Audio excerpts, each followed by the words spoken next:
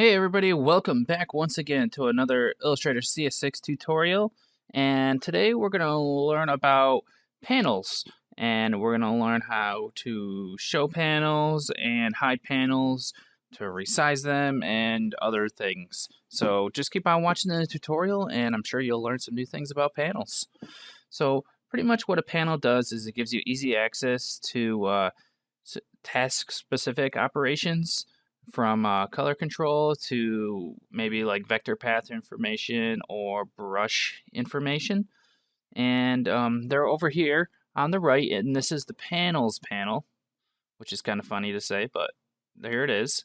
And you can find and see all the different types of panels that might not be over here in the windows on the menu bar.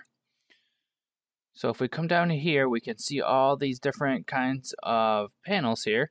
And the ones that are open are the ones that are check marked here.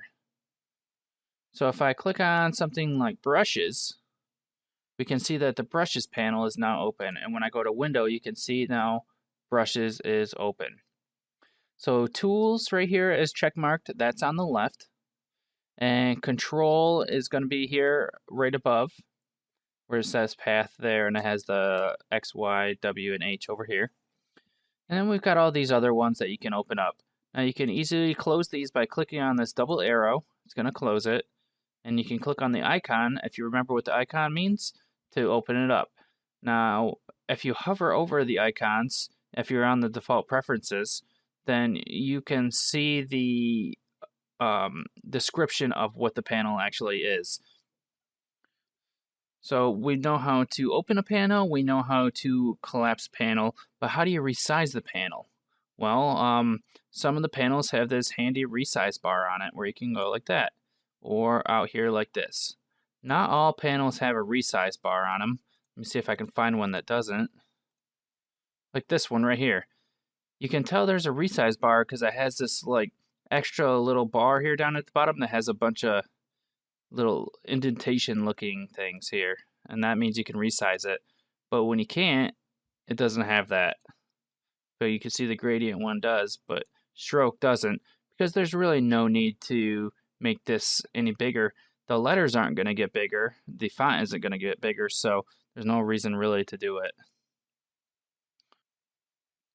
So say you're working on a panel like this, like you have stroke, gradient, and transparency, and you don't want to keep on clicking to switch back in between. You just want both of them to be open at the same time. What you need to do is click and hold on the name here, right on the tab, and you can drag it and it undocks the panel. Now you can have these two open at the same time, and you can move this to wherever you want to. Now, say you want to redock this panel. Well, you just click on it and drag, and you can see now that there is a blue rectangle around it. So once you do that, you can let go and it docks the panel back in there. You can also move it around within the tabs, and you can see over here on the right in the panels that it's moving in the order that you have these docked. You can also move the button here to a different section, and that way you can have it in its own little thing here, in its own little section. Or you can move it back to where it was. So there it is. So say you're working on your project and all this stuff is getting in your way and you don't really want it around, and you don't need to access the tools panel or the control panel or any of these other panels. What you're going to do is you're going to press tab. And now you can see that all the panels are gone. Now I like using this if I'm going to try to show some of the artwork to a client. That way they don't have to see any of this nonsense and they aren't looking around trying to figure out things you can add to it and stuff like that. They're just going to see what you're showing them. You hit tab again, you're going to have this open. Now, or you're going to have all the stuff come back up. Now if you hold down shift and press tab, you're only going to hide the panels panel. That way you can keep your control panel and you can keep your tools panel. The last thing I want to show you about panels in this tutorial is the panel options menu. And each of these is going to have a panel's options menu. So we've got stroke here selected. You click on this little icon here, and we've got our panel options here. We've got more options that we can see.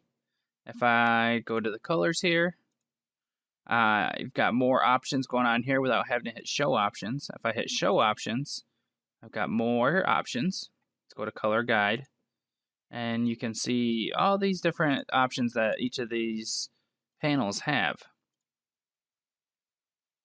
They're all different, and each panel has its own set of options, which is really nice. And when you're working with a panel and you can't figure out what's going on, or you can't figure out why something's not there or anything like that, then what you're going to want to do is go into the panel options and check and see if it's there if you need to. You can also, in a lot of the panels, you can also change the view. So we've got different kinds of views here, and we've got different kind of sorting as well. So check in your options, panel options menu for different kind of things that you would expect the panel to have but don't see. Well, that's all we've got for this tutorial. So keep on watching and check out some more tutorials as we keep on going through Illustrator CS6. Have a good one, everyone.